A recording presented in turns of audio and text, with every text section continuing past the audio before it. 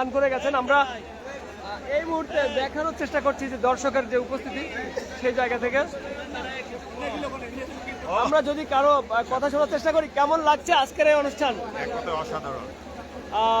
কি মনে হয় যে আসলে এই ধরনের অনুষ্ঠান আগামীতে অব্যাহত থাকবে এমনটা তো আশা করেন? তবে এই যে সংস্কৃতি ফিরে আসছে আবার, এই বিষয়ে মন্তব্য চাই গ্রাম বাংলার এই বিষয়গুলো আমরা জানতে চাই আপনার কাছ থেকে। আমি মনে করি যে আমাদের প্রথমত বলবো অ্যাডভোকেট নিতাই রায় চৌধুরী হচ্ছে আমাদের আলুদিয়া পুকুরে মাধ্যমিক বিদ্যালয়ের প্রাক্তন ছাত্র এবং সে সদ্য সাংস্কৃতিক মন্ত্রী হিসেবে দায়িত্বভার গ্রহণ করেছে।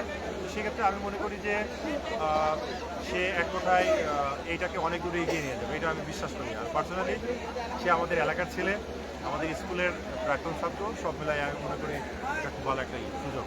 ধন্যবাদ। আপনারা শুনছিলেন একজন তার মনের অভিযোগ প্রকাশ করছিলেন এবং গুরুত্বপূর্ণ একটি তথ্য তিনি দিয়েছেন যে বর্তমান সংস্কৃতি মন্ত্রী অ্যাডভোকেট নিতাই রায় চৌধুরী তিনি এই আলুকদিয়া পুকুরিয়া মাধ্যমিক বিদ্যালয়ের ছাত্র ছিলেন, এটি তিনি গর্বের সঙ্গে বলছিলেন। এবং আমরাও গর্ব করি এটি যে মাগুরার মতো একটি জেলায় আমরা একজন কৃতি সন্তান পেয়েছি মন্ত্রী হিসাবে অ্যাডভোকেট নিতাই রায় চৌধুরী। তিনি আসলে এই জায়গাটি থেকে এই যে প্রতিষ্ঠান, সেই প্রতিষ্ঠানের পক্ষ থেকে কিন্তু প্রাক্তন শিক্ষার্থীদের আয়োজনে কিন্তু এই ধরনের অনুষ্ঠান ছিল।